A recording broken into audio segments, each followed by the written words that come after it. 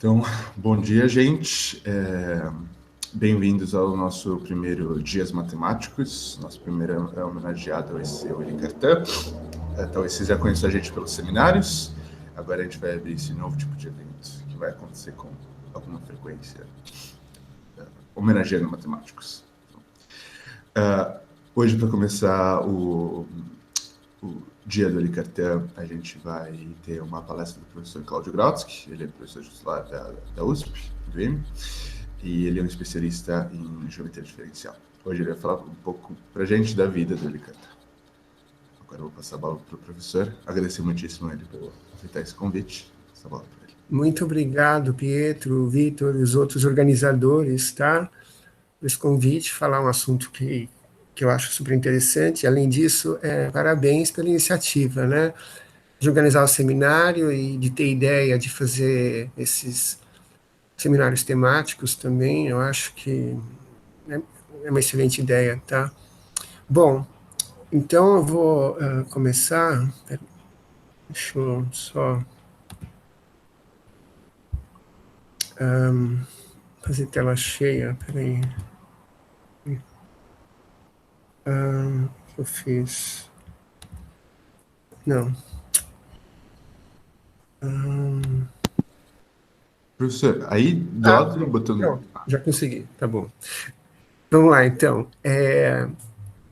Vou começar com uma citação Robert Herman, tá? Isso aqui foi um review que ele fez de um livro, acho que Teoria dos Spinors, do Cartan, em 83. Então, Cartan certamente é um dos maiores e mais originais mentes da matemática, cujo trabalho em grupos de Lie, geometria diferencial e a teoria geométrica de equações diferenciais está na fundação de muito do que nós fazemos hoje em dia, né? Realmente, o que a gente faz hoje em dia, grande parte dá para traçar alguma coisa que chega lá no Cartan, né? Então, na visão dele, o lugar dele na matemática é semelhante aos grandes mestres da virada do século XX em outras áreas da vida intelectual, como Freud, por exemplo, foi influenciado pela visão mecanicista do século XIX e usou esse background para criar algo novo, revolucionário, que influenciou o pensamento do século XX. O Cartan também. Os grandes centros de matemática em 1890 eram Paris, Berlim e Göttingen, né? E eram rivais, tinham pontos de vista até conflitantes um pouco na matemática, mas o Cartan, ele pegou essa matemática e construiu um edifício em cima, cujas implicações estamos ainda investigando. O seu trabalho era muito intuitivo e geométrico, ele tinha motivação geométrica muito forte no que ele fazia, e ele era um calculador intrépido, né? Ele tipicamente calculava muitos exemplos e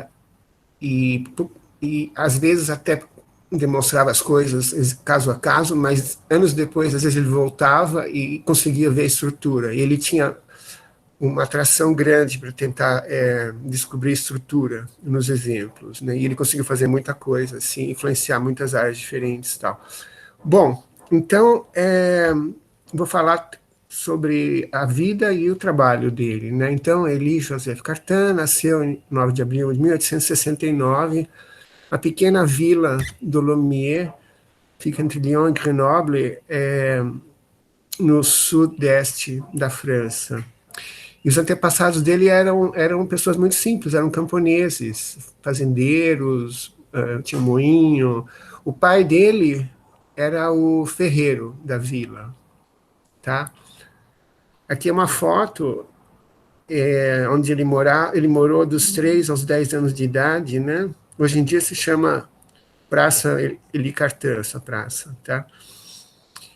E ele estudou na escola elementar lá, e ele é o melhor aluno da escola, né? E ele conta que a vida dele mudou quando foi um inspetor das escolas lá, um político, um cara importante até na política da França, e perceberam os talentos do menino e aí recomendaram para uma bolsa. Ele tinha 10 anos de idade, E ele começou a estudar em liceus, que são escolas secundárias lá na França, né? E ele ficou 10 anos longe de casa, estudando em liceus diferentes. E aí, em 1888, ele tinha 19 anos, mais ou menos, ele entrou na École Normale Supérieure em Paris, que na época era a escola de elite para treinar matemáticos, cientistas e intelectuais, né? Engraçado é que a Escola Normal Superior ela foi fundada por Napoleão e também fundou a Escola Politécnica, e a ideia era que a Escola Politécnica ia treinar os cientistas que iam depois fazer carreiras técnicas, e a Escola Normal Superior originalmente deveria formar professores, só que o que aconteceu foi que o Darboux, quando ele passou em primeiro lugar nas duas escolas, no vestibular das duas escolas, ele escolheu a Escola Normal Superior, e isso teve muita publicidade, e aí aumentou muito a popularidade dessa escola, né? E o Cartan foi para lá, tá? Aí ele conta que ele tinha aulas lá, mas também na Sorbonne, né? E ele tinha aula com essas pessoas, né? Principalmente que ele admirava muito, Henri Poincaré, o Hermite, Tannery, Gaston Darboux, Appel, Picard e Goussat, né?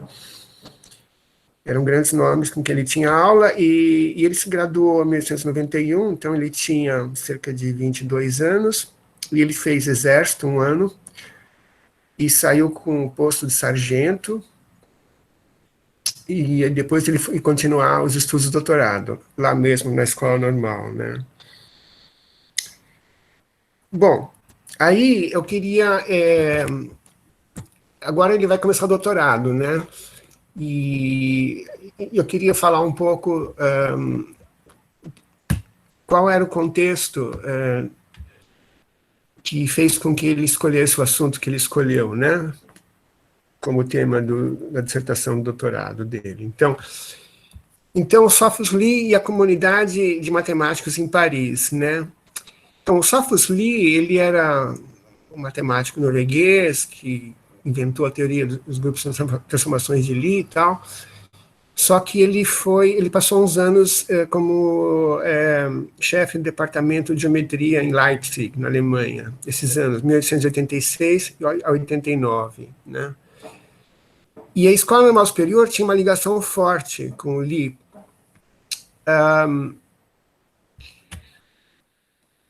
porque, na verdade, os três grandes centros de matemática da época, Berlim, Paris e Göttingen, Paris era o lugar onde a teoria do Lie era melhor acolhida. Por quê? Por causa das aplicações, na verdade. A mentalidade dos matemáticos franceses era muito utilitarista, né? Ao contrário dos alemães, que era mais artística um pouco, né? E a teoria do Lie tinha aplicações importantes em geometria e análise matemática, especialmente para resolver equações diferenciais, na teoria de equações diferenciais. E então constam duas viagens que o Lie fez para Paris, e foi junto com Klein, né? Os dois eram muito amigos, trabalharam juntos, discutiam muito, tinham muitas afinidades, né, o Lie e o Klein. E primeira vez em 1870, eles encontraram Darboux, que ainda era mais jovem, e o Jordan, né? O Camille Jordan é o cara que pegou a teoria do Galois, de solubilidade de equações algébricas, e abstraiu, né? Fez a teoria dos grupos, né? E o Darboux era um geometra diferencial, né? Importante, e então o Lie e o Klein foram lá em 1870, foram bem recebidos. Em 1882, novamente, tá? Em 1881, Darboux se tornou professor de geometria avançada na Sorbonne, e ele já era mais velho, tal, e ele respeitava o Lie, mas ele nunca realmente entrou na teoria do Lie, né? Quem entrou eram os matemáticos da geração seguinte, que eram o Poincaré e o Picard, né? Eles ficaram muito entusiasmados com as ideias do Lie, no sentido das aplicações, e o Poincaré dizia que geometria era aplicar grupos, né, e usou muito, e o Picard também, né, para estudar teoria de funções analíticas e tal. Certo. Então, o Lee, ele tinha essa visão estrutural, né, teórica, de desenvolver a teoria dos grupos de transformações, mas o que interessava em Paris eram as aplicações, tá? E, bom, nesse contexto, quando o Lee estava em Leipzig, começaram a mandar matemáticos franceses para lá estudar com ele, né? Escreviam cartas, Darboux e o Tannery, que era diretor assistente da Escola Normal, começaram a mandar matemáticos estudar com o Lee em Leipzig, nesse ano, 1888, 89, e um deles foi Arthur Tresse, eu não sei pronunciar, Tresse ou Tresse. Bom, ele era um grande amigo do Lee Cartan, e ele chegou em Leipzig justamente quando o Engel estava lá com seus alunos, e eles estavam tentando entender os resultados do Killing. Então, o Killing era um outro cara, Wilhelm Killing, que estava meio isolado. Ele dava aula num liceu na Alemanha, escola secundária na Alemanha, e ele tinha ideias, ele era muito independente do Lee, na verdade. Ele era geométrico também, a motivação dele era a geometria. Ele tinha ideias originais, e o Lee e o Killing nunca se deram muito bem, mas o Killing teve muita correspondência com o Engel, e o Engel estava tentando entender e percebia que o Killing tinha ideias boas, mas tinha muitas falhas, né? O trabalho dele tinha gaps, tinha alguns erros. E o Tresse chegou lá nesse momento e se aproximou do Engel e percebeu tudo que estava em jogo ali. E quando ele voltou de Leipzig, ele contou para o Cartan, e o Cartan contou sobre esse artigo do Killing, que era a classificação dos grupos de Lie simples, que o Killing tinha feito, né, publicado. O Cartan estava procurando tema para a tese de doutorado e se interessou pelo desafio, estudou o artigo e percebeu que as ideias eram muito boas e que o método era muito poderoso, mas ele descobriu um monte de gaps, de coisas incompletas, demonstrações com falhas e tal. Então, o Killing, ele descobriu, bom, nesse trabalho de classificação, ele descobriu a possibilidade dessas álgebras de Lie simples excepcionais, por exemplo, mas ele nunca chegou a construir, né? E o Cartan, ele construiu as álgebras excepcionais. E inicialmente construiu mesmo verificando a identidade de Jacob e tal, e corrigiu o trabalho do Lie, né? E o Cartan acabou encontrando o trabalho do Killing, né? E o Cartan acabou encontrando o Lie depois, em 1892, né? Foi uma grande inspiração para ele, tá? Então, a moral da história é a teoria moderna de álgebra Lie simples. Vários elementos, como subálgebra de Cartan, inteiros de Cartan, na verdade já estavam em Killing, tá? Mas foi o Cartan que conseguiu fazer a coisa funcionar, e um elemento fundamental do trabalho do Cartan é saber usar a forma de Killing, né? Foi o Cartan que soube realmente critério de semisimplicidade, né? Do Cartan, ele usou como ferramenta essencial a forma de Killing, tá? Então, essa é a tese dele, né? Foi publicado como um livro, tal. Depois ele virou maître de conférence, né? Deu aulas em Montpellier. Quem foi o orientador formal? O orientador do Cartan, boa pergunta. Eu não sei. Tudo bem, eu procuro aqui. Uma vez eu perguntei para o Milner se ele tinha sido orientador do John Mather. Aí ele falou assim, eu fui, né, mas ele que foi orientador dele próprio. Então, provavelmente... Olha, se teve um orientador, foi provavelmente formal também, porque é muito original o que o Cartan fez ali, né? Quer dizer, ninguém estava fazendo nada assim, né?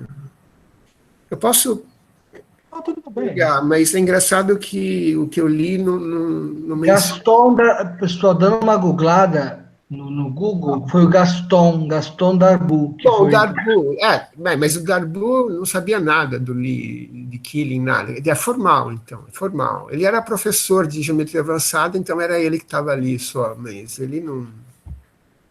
Foi só nome formal, então. Bom, então ele deu aulas, né, em Montpellier e Lyon, tal, nesses anos aí.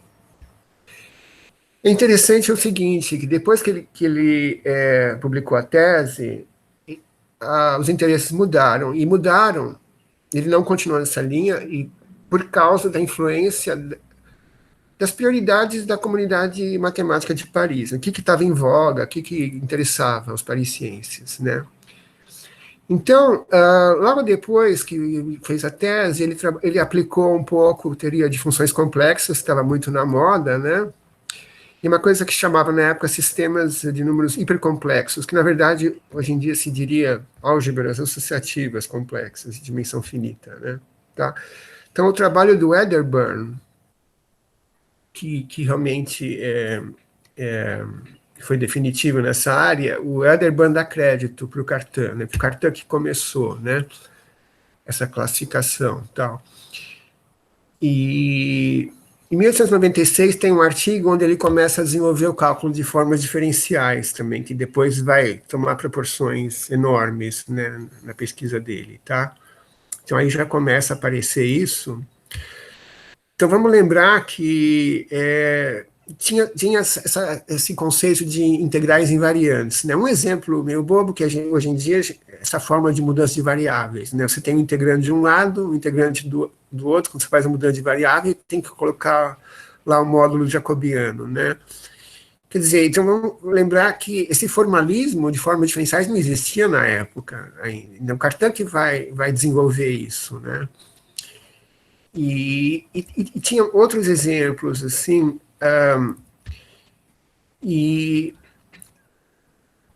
bom, aí isso também o aproximou de outro problema que estava na moda na época, que certamente, imagino, o Ivan vai falar muito mais sobre isso, que é o problema de Pfaff, né?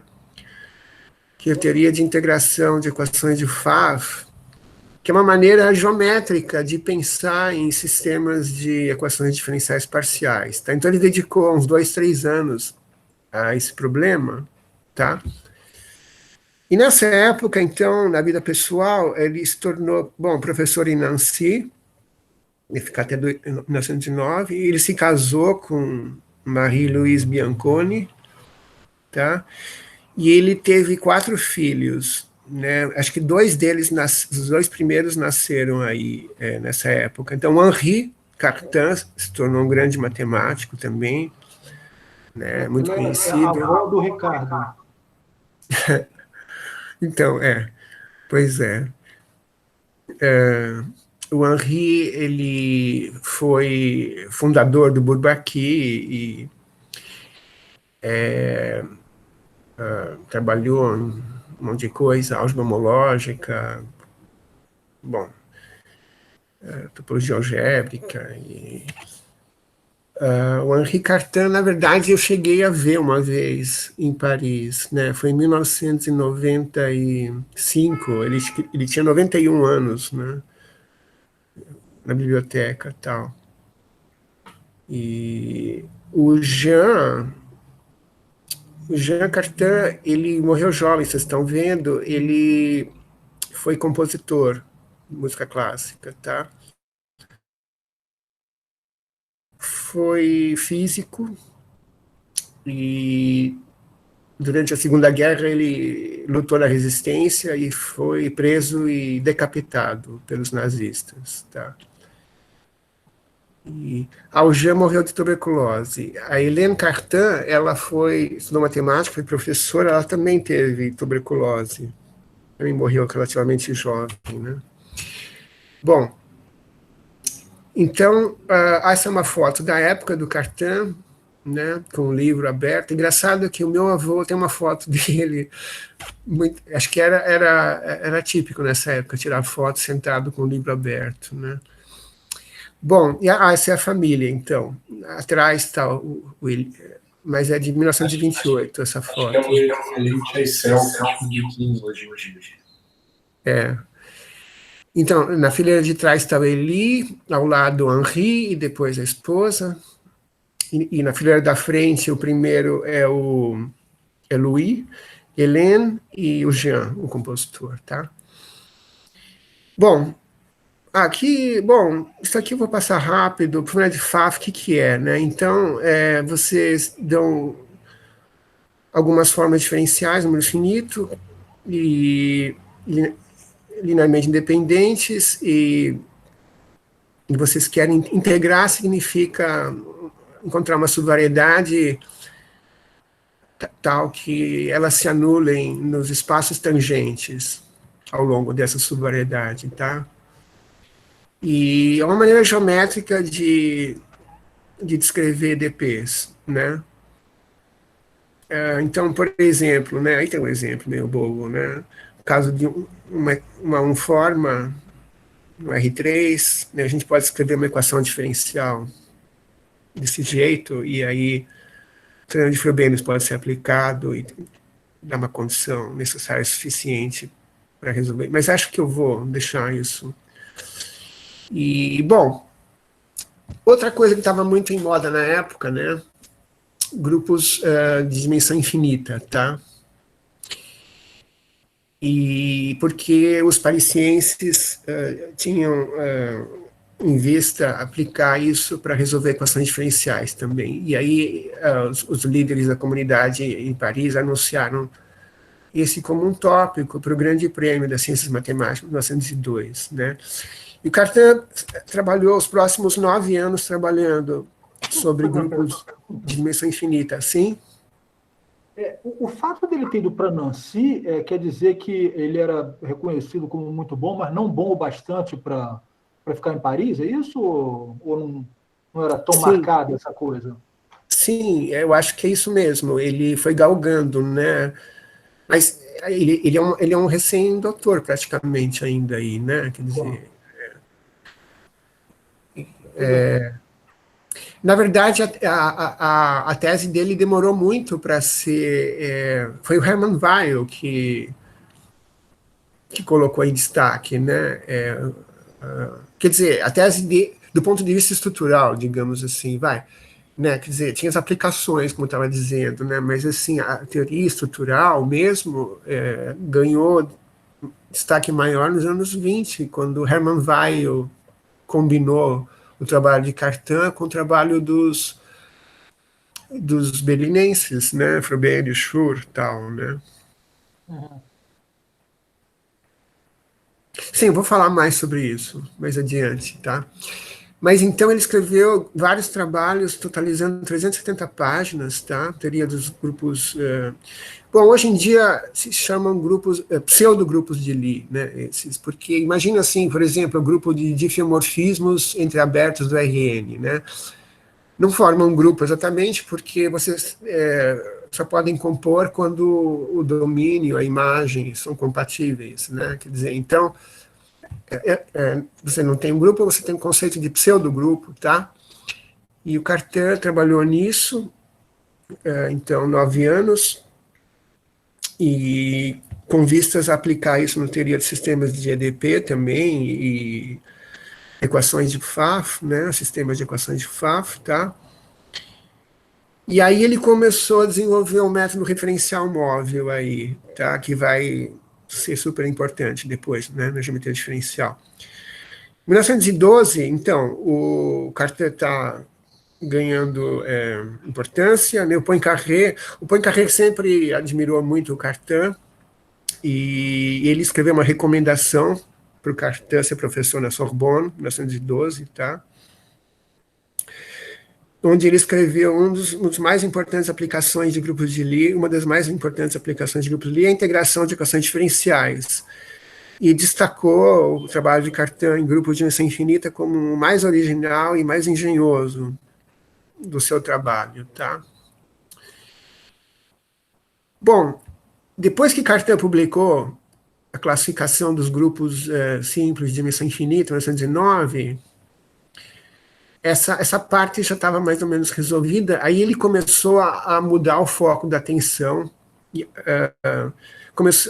dali em diante ele nunca mais vai deixar a geometria, tá? Ele vai começar a aplicar a teoria de grupos, a geometria, até o final da vida, tá?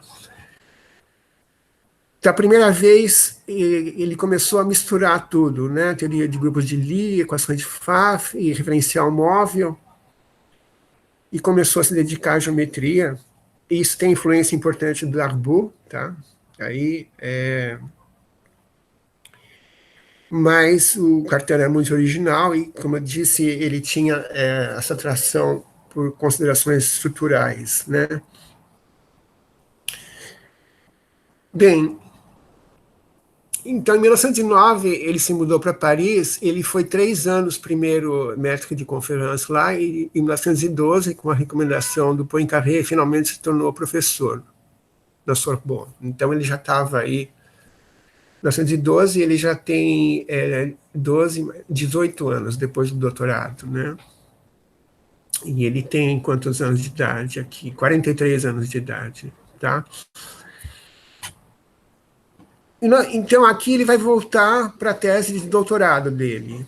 Em 1913 e 1914, tem a famosa trilogia, totalizando 175 páginas, matemática muito esparsa, né? Por isso que se fala que é difícil ler Cartan, né? Porque ele escreve esparsamente, né? Por exemplo, né? Quer dizer terçamente, não? Terçamente existe esse termo, tá bom.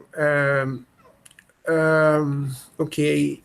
Então, do ponto de vista moderno, o que ele fez aí foi basicamente lançar a base da teoria moderna de representações, né, de álgebras de Lie, grupos de Lie semisimples, tá?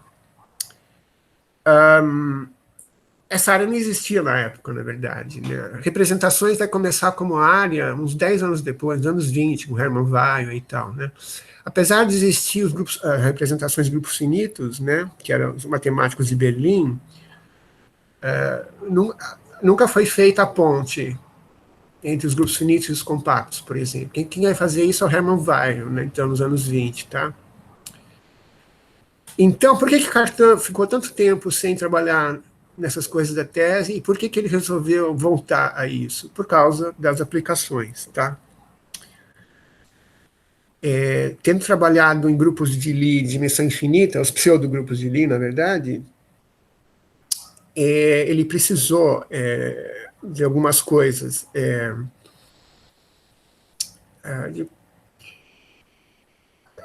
ligadas à tese, de certa forma, tá? Então, sempre com vistas a aplicações.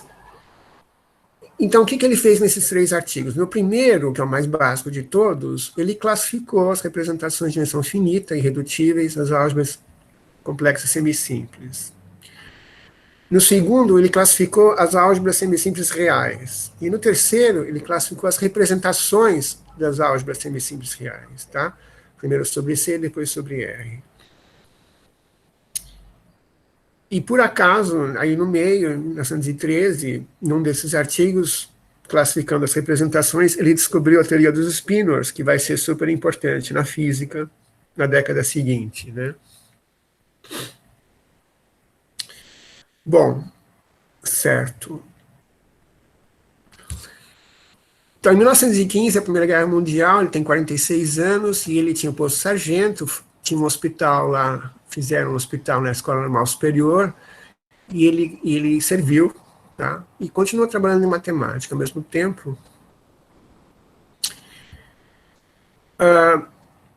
Então, o que aconteceu? Aí você tem a teoria de relatividade geral do Einstein, que provocou muito interesse em comunidade de geômetras, né? O Cartan E o Einstein, além da teoria de relatividade, tinha também essa ideia, né, de unificar, né, a teoria de campo unificado. Na época não conheciam ainda as forças nucleares, mas tinha o eletromagnetismo e a gravidade, né, e isso provocou na matemática interesse por teoria de espaços generalizados. Na verdade, é o formalismo, né, as variedades que você precisa considerar geometricamente para incorporar a gravidade, o eletromagnetismo, né? Hermann Weyl trabalhou nisso, Cartan, outros, tá? E aí eles esses conceitos... Como? Mas eu vou interromper mesmo. Desculpa? Eu levantei a mão, mas eu vou interromper, desculpa. Pode falar, eu não estou vendo. Pode falar. A teoria de variedades, ela própria, ainda não estava muito bem desenvolvida. Não estava. A definição de variedade diferenciável moderna, como a gente conhece, é de 33, mais ou menos, um artigo do Whitney, né, de 33. Tá? O teorema de Hofrinov é de 31, quer dizer, eles nem conheciam o Hofrinov. Cartan não conhecia o teorema de Hofrinov, por exemplo, ainda. Ok. Na verdade... O Hermann Weyl já tinha falado da teoria de superfície de Riemann, né? 1913, o livro dele, é verdade. A ideia de superfície de Riemann, ele tem o germe lá da ideia, mas não era uma coisa muito popular e muito clara ainda, né? Era tratado meio que como uma coleção de coordenadas, né? Muito em coordenada, não tinha uma visão global, assim. Assim, a diferença entre grupos de Lie local e global era muito nebulosa, assim, tá? O que existiam eram os exemplos globais, né? Eles conheciam os exemplos globais, né? Espaço projetivo, grupo linear projetivo, coisas assim. Mas quando eles faziam teoria estrutural geral, era meio nebuloso, assim, né? Nos anos 20 começa a mudar isso, né? Hermann Weyl foi um dos caras que influenciou isso, também no contexto de grupos de Lie, né? Eu vou falar mais sobre isso daqui a pouco. Mas o que eu estou dizendo aqui é que o Cartan, praticamente, ele pode-se dar do crédito a ele a ideia de fibrado vetorial. Fibrado, né? Fiber bundle. Ele nunca definiu explicitamente, mas está lá a ideia, tá? E a motivação é a física, né? É a teoria do Einstein, tá? Tentar incorporar a gravitação e o eletromagnetismo, né? E também a teoria de conexões, tá? Que várias pessoas trabalharam nisso, né? Bom, então, aqui estão o Ivan vai falar sobre isso, né? As equações estruturais de Cartan, né? Tá? Então, ele introduziu isso, né? Nesse contexto, tá? Bom, quanto tempo? Eu já falei 39, tá? Bom, em 24, então, ele já estava na Sorbonne, mas ele se tornou professor de geometria avançada em 1924, e nessa época, estudando conexões em grupos de Lie, conexões bim-invariantes em grupos de Lie, né, invariantes à esquerda e à direita, trabalho com Schouten, né?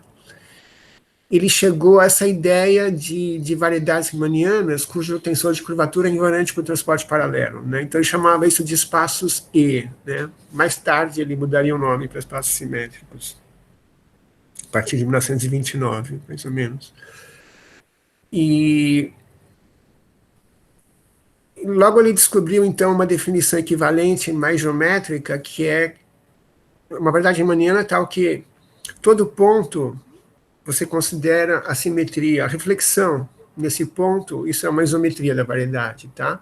Então, imagina que você tem uma geodésica saindo nesse ponto e você reflete a geodésica para o outro lado, né? Então, essa é a reflexão no ponto. Isso se é uma isometria, então, é a condição para você ter um espaço simétrico, né? É a definição equivalente que ele encontrou, e ele definiu, identificou, definiu, classificou, estudou sozinho. Assim, um dos raros casos em matemática que uma pessoa introduz um conceito e liquida o assunto. Assim, toda a teoria básica foi ele que fez, tá? E as primeiras considerações dele são locais, mas em 1925, e 26 depois, o Hermann Weyl publicou esses artigos super influenciais, né, onde ele colocou a importância de você distinguir, na teoria de Lie, as considerações locais das globais, né, análise situs também, né, a topologia, considerações topológicas, tudo, né. E ele unificou, ele pegou a teoria do Cartan e a teoria dos algebristas lá de Berlim, Frobenius, Schur, representações de grupos finitos, e unificou com Cartan, né? Grupos finitos, grupos compactos, né? E aí você complexifica o compacto, você tem álgebras de Lie complexas, né? Truque unitário de Weyl e tal. Ele realmente mudou totalmente o paradigma, né? E isso teve uma influência muito forte no Cartan, e a segunda etapa do estudo dele de espaços simétricos já é decididamente global, tá?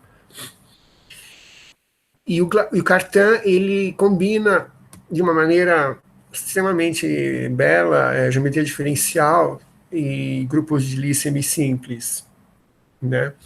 Uma coisa servindo como ferramenta para provar resultados na outra coisa e vice-versa, é uma coisa muito bonita, né? Em 1929, ele estendeu o teorema de Peter Weyl para espaços homogêneos e espaços simétricos compactos, né? Bom, em 1930, finalmente, a comunidade matemática internacional começou a reconhecer o mérito do Cartan, da pesquisa do Cartan. Ele se tornou membro de várias academias de ciências, o mundo todo tinha convites, viajava, tá? E nessa época, então, finalmente, as considerações globais, tanto na teoria de Lie, espaços simétricos, se tornaram preponderantes no trabalho dele, né? E ele realmente se envolveu com a topologia dos espaços homogêneos e, por exemplo, o problema de calcular os números de Bethe, né, espaços homogêneos de grupos de Lie, ele reduziu tudo a um problema algébrico no nível da álgebra de Lie e praticamente nasceu essa disciplina, álgebra homológica, que depois foi desenvolvida pelo Chevalier, pelo Henri Cartan e pelo Allenberg, né? Então essa é uma direção aí nos anos 30, tá? Aí uma foto dele da época.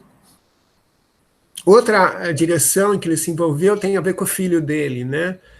Funções de várias variáveis complexas, tá? O filho dele, o Henri Cartan, trabalhava em automorfismos, domínios limitados do CN, né? Automorfismos. Então, o Cartan trabalhou em domínios limitados homogêneos do CN, né?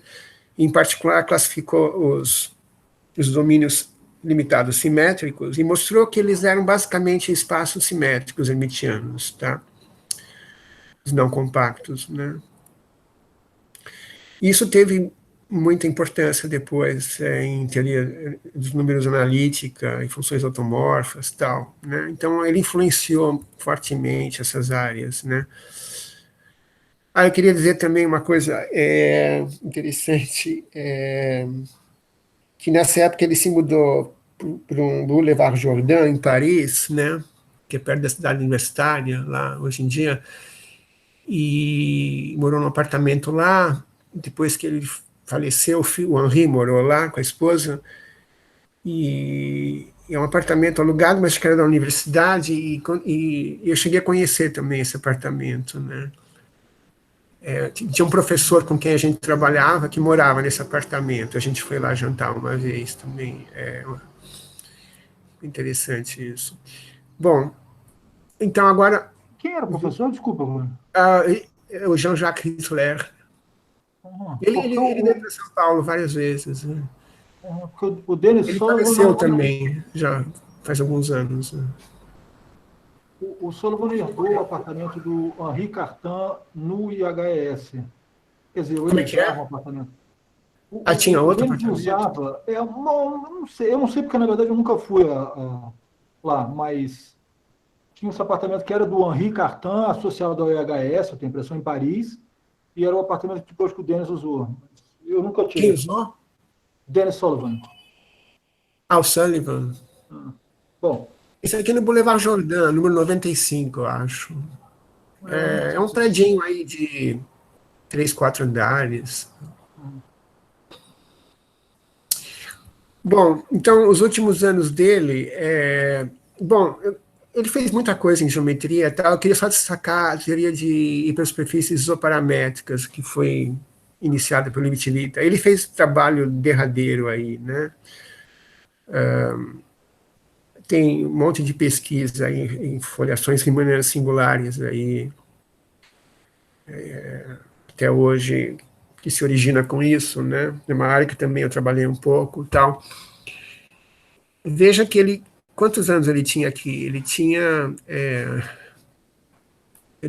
70 anos, tá? Quando ele fez isso. Então, na verdade, quando ele começou a estudar geometria, ele já tinha 50 anos de idade, né? Tá? Então, ele é um contra-exemplo para aquela afirmação do Hardy, né? Que diz que matemática é uma atividade para pessoas jovens, né? Bom, então, em 1939, ele completou 70 anos de idade, teve uma celebração na Sorbonne, tá? Um monte de gente falou, o Picard falou, eu acho. E ele se aposentou em seguida, depois de 30 anos na universidade. Aqui está mencionando que, simultaneamente, enquanto ele dava aulas na Sorbonne, ele também dava aulas nessa escola de física industrial e química em Paris, né?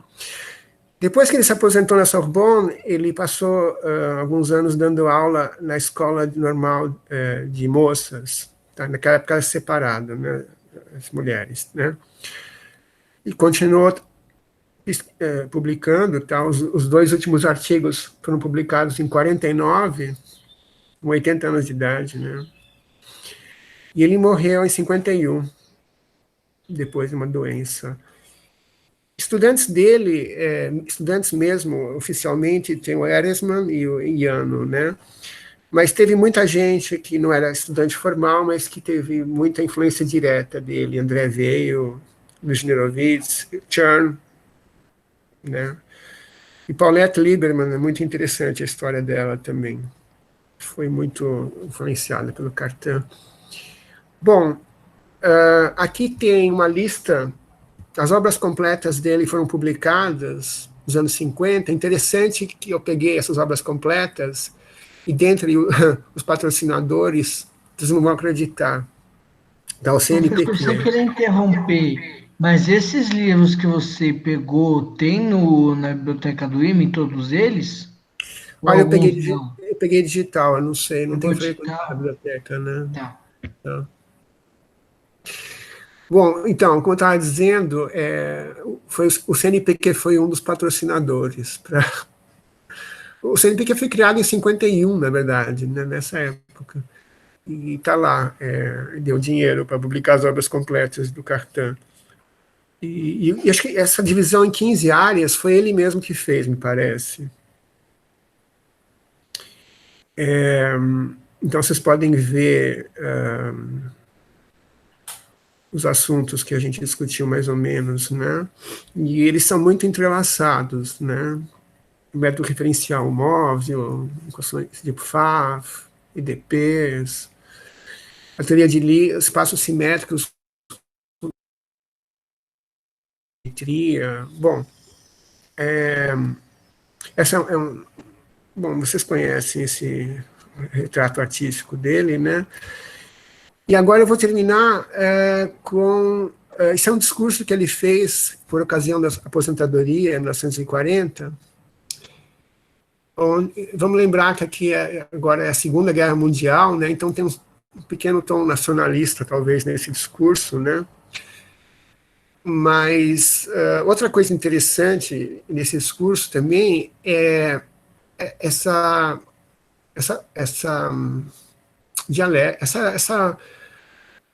oposição, né, entre matemática utilitarista e matemática artística, né, que era uma coisa assim, está sempre em discussão, né, no século XIX, no XX, continua até hoje, né, assim, essa preocupação em não ter utilidade, mas também não pode, quer dizer, tem que ter a parte artística também, tem que ser a matemática, né, por si só, tem que ter os fundamentos, a teoria e tal. Bom, então, mais do que nenhuma outra ciência, a matemática se desenvolve através de uma sequência de abstrações sucessivas, né? O desejo de evitar erros força os matemáticos a buscar isolar a essência dos problemas e das entidades consideradas. Levado ao extremo, esse procedimento justifica a brincadeira bem conhecida, segundo a qual o matemático é um cientista que ninguém sabe o que ele está falando, ou se o que está falando existe ou não, né? Os matemáticos franceses, no entanto, nunca se distanciaram muito da realidade. Eles sabem que, apesar de necessária, a lógica somente a lógica não é crucial, né? Na atividade matemática, como em qualquer outra, deveria ter um balanço dos valores, né?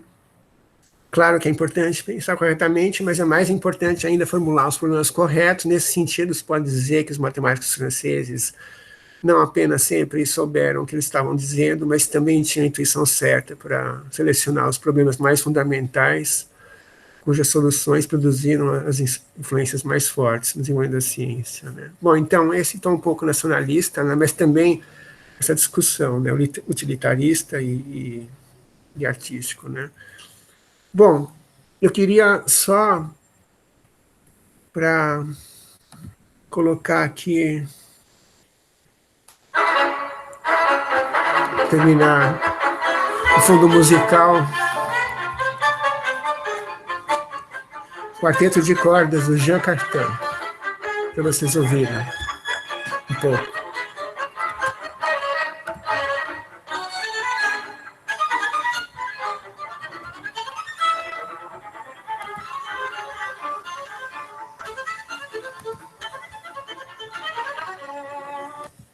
Ups, o que eu fiz? É isso, então, obrigado. Vamos lá.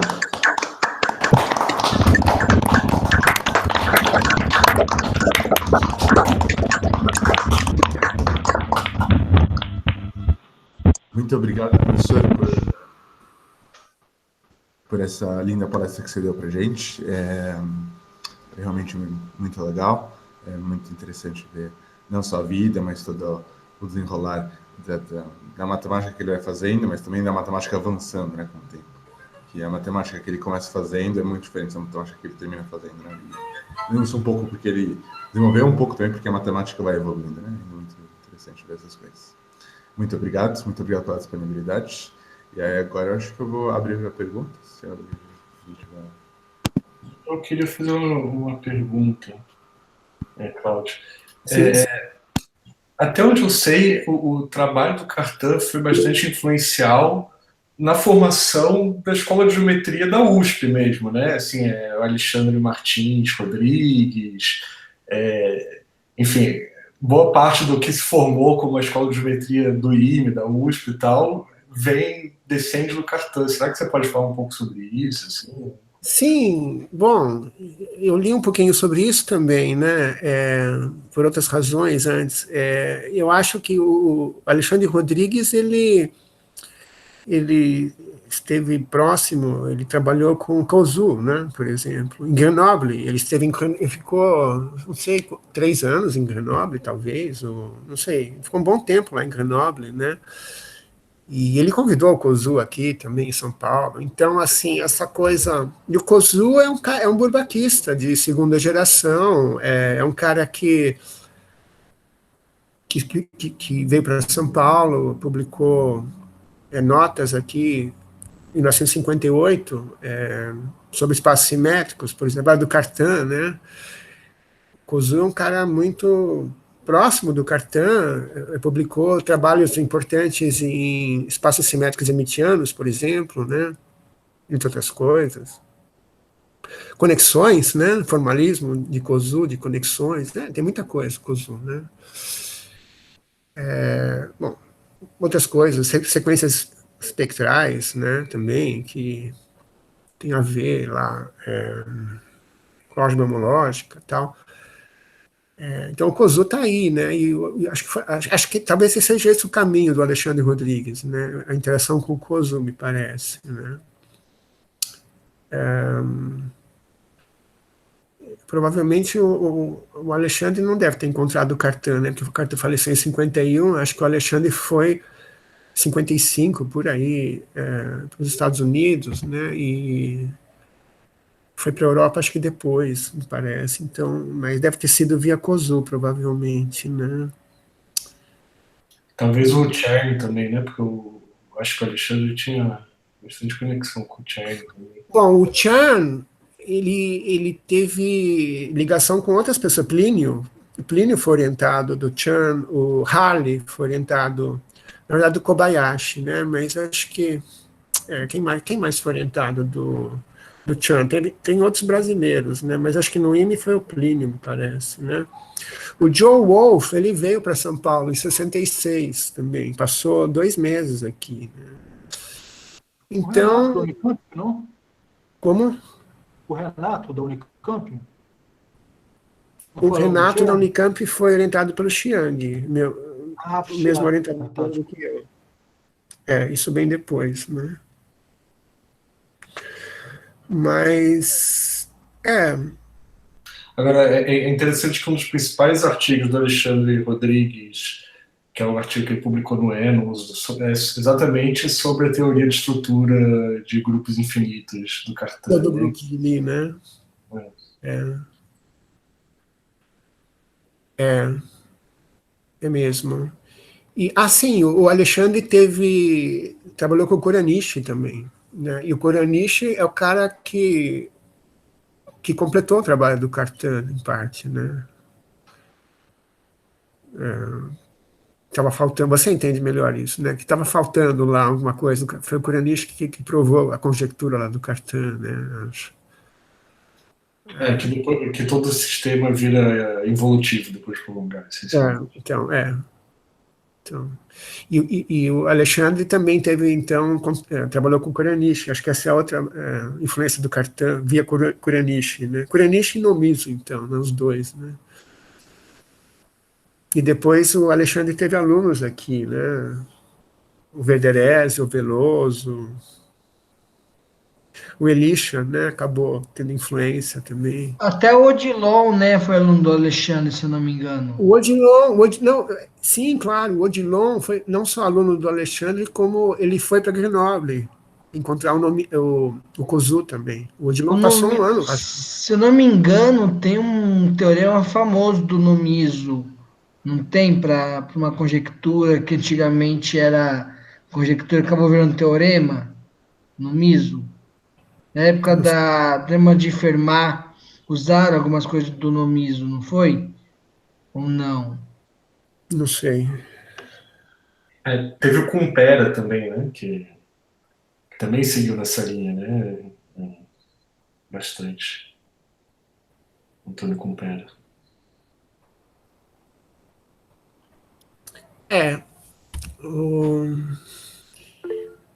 Eu não sei com quem o Compere estudou, né? Mas ele era próximo do Cartan, do Alexandre. Né? Isso. Espaços simétricos é muito interessante um pouco o que vem em seguida, né? No final dos anos 40, início dos anos 50, faleceu Cartan, né, início dos anos 50, não existia nenhum tratamento de espaços simétricos a não ser os próprios artigos do Cartan, né? E o Armand Borel, ele deu 3 séries de palestras nos anos 50, até início de 61, acho, e ele escrevia notas sobre espaços simétricos, né? E ele pretendia transformar isso num livro, né? E esse material circulou um pouco, essas notas circularam um pouco, né? Acho que em 58, essas notas foram... o Borel tinha visitado o CERN em Chicago, né? E o CERN estava interessado em espaços simétricos e pegou as notas do Borel e organizou um seminário de espaços simétricos na Universidade de Chicago, né? E nessa época o Helgason era professor assistente, o Palais era instrutor, e o Joe Wolf era aluno do CERN, né? E eles fizeram esse seminário em espaços simétricos lá em 58. E aí a gente sabe que saíram uns livros depois, né? Do livro do Joe Wolf, do Helgason. O Borel demorou, mas acabou sendo publicado o livro dele, acho que em 98, né? E nos anos 60 você tem também o livro do Loss, Espaços Simétricos, que é baseado na tese dele, e tem o Kobayashi no Mizu, tem uma parte grande de espaços simétricos, também anos 60, né? Tá? E o Borel acabou nunca saindo, ele publicou só em 98, né? Bem depois, né? As notas dele. Mas o que Até uma curiosidade, a Marília uma vez me falou com a professora Bel que o livro de álgebra linear escrito com Flávio Lima Coelho foi baseado no livro de álgebra linear do Nomizo. E se basearam para escrever aquele livro branquinho da EDUSP, o livro que hoje é praticamente usado em todos os cursos do IME. Quem me falou isso foi a própria Bel. Tá. O Bott usou espaços simétricos para provar o teorema de periodicidade também, mais ou menos. Por aí. Isso. Então, mas deixa eu só completar o que eu queria falar. Então, eu queria chegar em São Paulo, na verdade, com tudo isso. Então, certo, eu falei dos livros, Losco, da Astronomizo. Então, em 50... Então, tinha o Bourbaki, né? O Kozu era a segunda geração Bourbaki, né? E o André Veio, era um dos líderes lá, ele encarregou o Kozu de trabalhar, escrever sobre espaços simétricos para Bourbaki, certo? Né? E o Kozu veio para São Paulo, então. Em 56, ele deu curso sobre homologia de Check e variedades caylerianas e tal. Em 58, sobre espaços simétricos, publicou aqui, espaços simétricos. Então, olha só, 58, quer dizer, eu quero dizer o seguinte, São Paulo estava assim, em tempo real nas coisas, né? O Borel estava pensando em escrever, o Nomizo estava escrevendo aqui ao mesmo tempo, tal, né? Em 58, o Bott, você falou do Bott, né? O Bott e o Samuelson publicaram em 58 aplicações de teoria de Morse a espaços simétricos. Quer dizer, essas coisas estão na cabeça do Bott, né? Dos anos 50, periodicidade, tudo. Então, São Paulo estava assim, em tempo real, né? Aqui, né?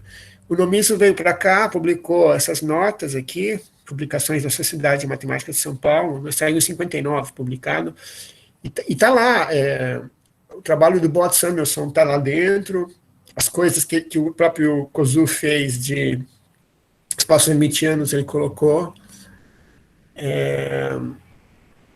também, e está em francês, né? E aí, bom, em relação a Bourbaki, o que aconteceu foi que as anotações do Borel e as anotações do Kozu ficaram lá nos arquivos do Bourbaki, mas a ideia é que isso ia ser capítulos 11 e 12 lá de grupos de Lie, mas nunca se concretizou, né? Nem vai, provavelmente, né? Ficou lá nos arquivos do Bourbaki, né? Mas o que eu acho interessante é que São Paulo estava realmente andando assim, em tempo real, né, nesses assuntos na época, né? Mas talvez assim ainda não houvesse massa crítica aqui no suficiente para pegar isso e realmente usar para alguma coisa, né? Demorou, acho, né? Mas pelo menos historicamente eu acho interessante, né? Posso fazer um comentário também, bom, histórico, que eu acabei de aprender? É que a gente Claro. falou dos três, bom, pelo menos de dois filhos do Cartan, né? O Henri e o músico. Não, não, desculpa, a gente falou dos filhos do Cartan, mas a gente não falou de uma irmã dele que também se tornou matemática, que eu acabei de descobrir, que eu até Ah, botei sim. a Ana É, Cartan aqui. é mais Uma jovem, mulher né? muito interessante, estudou com a Marie Curie, eu acho, e eu acabei de ver isso aí. Eu queria fazer uma outra pergunta também, mas pode ser no momento apropriado. Deixa eu só complementar a pergunta que eu tinha feito, porque eu acho que os resultados do Kuranish, onde ele completa a teoria do Cartan, se eu não me engano, também foram publicados em São Paulo. É verdade, tem umas notas do Kuranish em São Paulo. Eu não sei o assunto, mas eu sei que tem. Eu acho que é dentro dessas notas que está provado o resultado que completa o resultado do Caramba, Cartan. é. Puxa, Muito legal. interessante. O André ia falar alguma coisa sobre a Ana Cartan? Não, não, eu não sei nada sobre ela, exceto pelo fato de que ela, bom, era potencialmente uma matemática talentosa, mas a gente não. Quer dizer, ela teve uma vida aí como matemática, foi professora, acho que na École Supérieure lá ou estudou na escola de Sèvres, onde o Cartan Eu tenho deu alguns aula boa dados tarde. aqui, ó, um momento. Eu acho que tem alguma coisa aqui, deixa eu ver. Falando da Marie Curie, bom, acho que ela fez doutorado com Jules Tannery, talvez, não? Deixa eu ver, se quiser. Tem um filme no Netflix de Radioactive falando da Marie Curie, né? Que é um lançamento um pouco recente. Eu vi o filme, mas a Ana Cartan, quer dizer, que eu saiba, não aparece no filme. Mas a Marie Curie é famosa, né? Quer dizer, mas a Ana Cartan, ninguém. Bom, eu nunca tinha ouvido falar dela até hoje, né? Ah, então, está aqui, ó. Ele era o segundo mais velho, eram 4 irmãos, né? A irmã mais velha, Jean-Marie, era dressmaker, acho que fazia roupas, né? É. O irmão mais jovem, Leon, se tornou ferreiro, como pai. E a Ana viveu de 1878 a 1923, foi influenciada pelo Elie mesmo, né? E se graduou da École Normale Superior para moças, né? E ela ensinou matemática em liceus diferentes. E ela é autora de 2 livros-textos para liceus: Aritmética e Geometria para estudantes do primeiro ano e Geometria para estudantes do segundo ano. Ambos os livros-textos foram reeditados várias vezes. É isso que eu tenho sobre ela.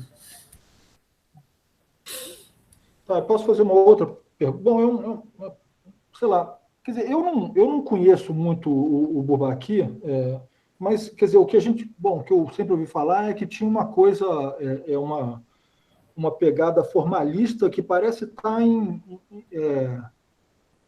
quer dizer, vai contra, de certo modo, essa tendência que o Cartan, dessa frase que o Cartan que tá na tela ainda, né?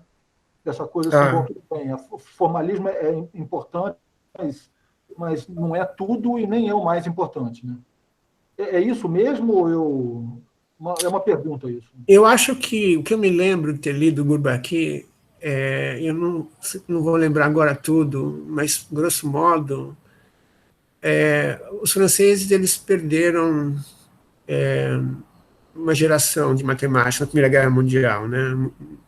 Perderam muito, tem um vácuo lá. Assim, teve muitos jovens que foram para lutar na Primeira Guerra e não voltaram, e ficou um vácuo lá de intelectuais, né? E a matemática francesa estava se perdendo por causa, estava assim, tinha problema. Agora eu não vou lembrar assim do detalhe, mas isso causou um problema lá, e o Bourbaki foi uma maneira de tentar organizar a coisa um pouco, né? Estava meio bagunçado um pouco as coisas lá. Uma curiosidade, o baby boom do século XX conseguiu suprir essa falta de matemáticos no mundo inteiro, porque depois da Primeira e Segunda Guerra Mundiais, teve esse movimento que foi o baby boom, que para ter mais para conseguir suprir o que foi perdido durante a guerra. Conseguiu suprir esse baby boom? Bom, então, estou falando sobre a Primeira Guerra Mundial, né? Quer dizer, em 1930 e pouco, eu acho. O Bourbaki começa numa reunião no café aí, o Henri Cartan, André Veio e outros, né? E eles, me parece que o André Veio estava reclamando que não tinha um bom nível de cálculo para ensinar cálculo, eles precisavam organizar um pouco, precisavam escrever um texto decente, e aí a coisa foi crescendo, acho, começou um pouco assim, né? Agora, essa coisa formalista exagerada, talvez seja exagerada no nosso ponto de vista hoje, né? Que nós temos uma tendência mais computacional, por causa dos computadores e tudo, né? Quer dizer, tem que contextualizar, né? Eu acho, as coisas.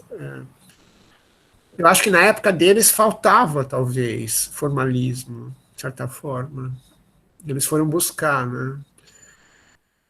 Não, E hoje, eu não tenho obviamente, nenhuma crítica, quem seria eu para fazer uma crítica, mas o que quer dizer, o que eu ouvi falar ao longo da vida é que o Bourbaki tinha uma tendência a uma coisa mais formalista, e eu achei interessante que...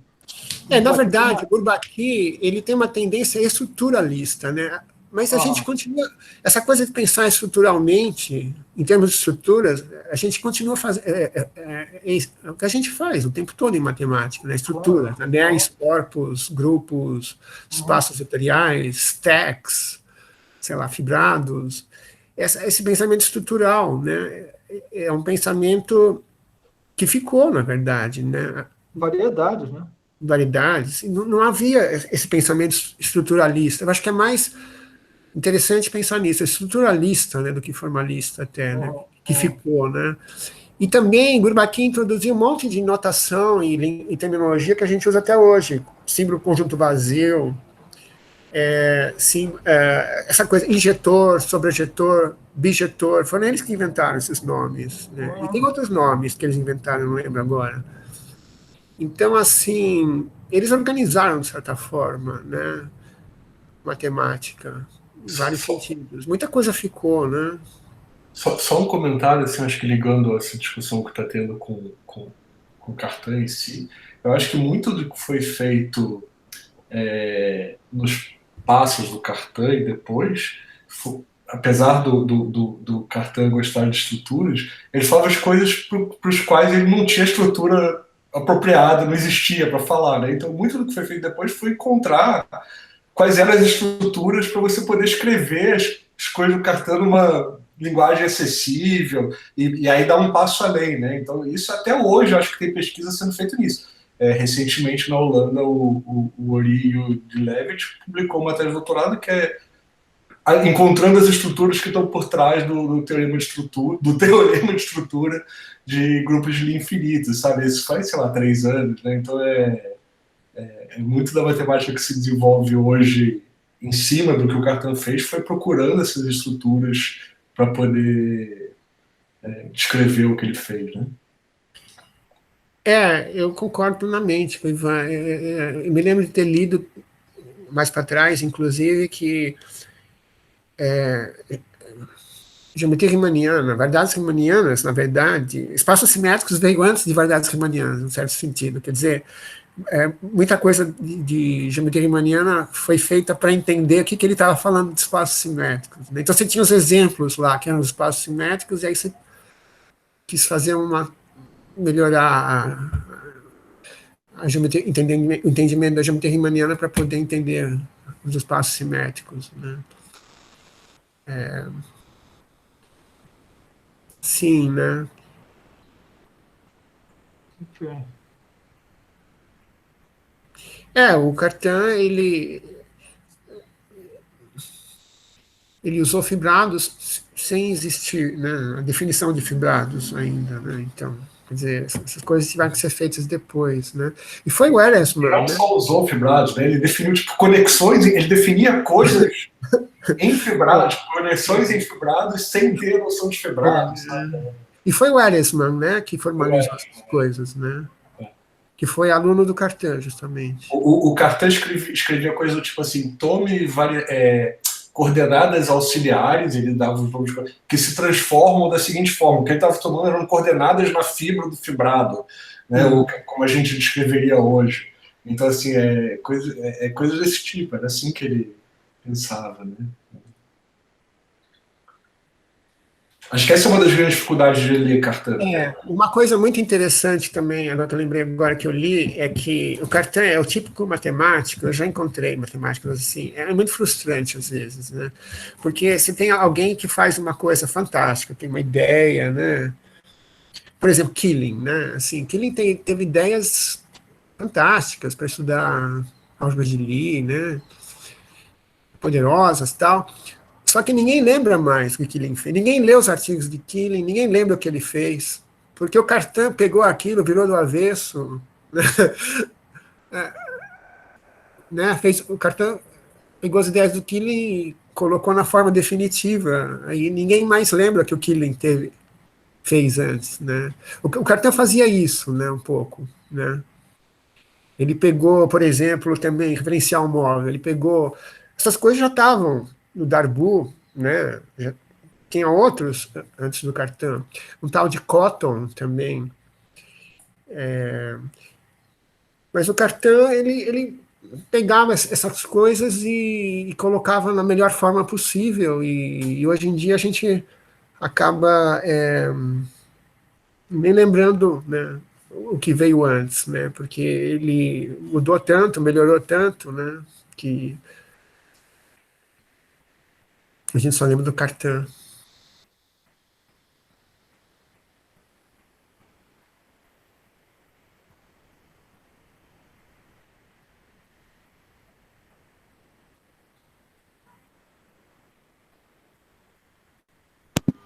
Muito interessante. Eu acho que eu vou aproveitar aqui essa pausa para interromper a gravação, mas gostaria de agradecer mais uma vez a todo mundo.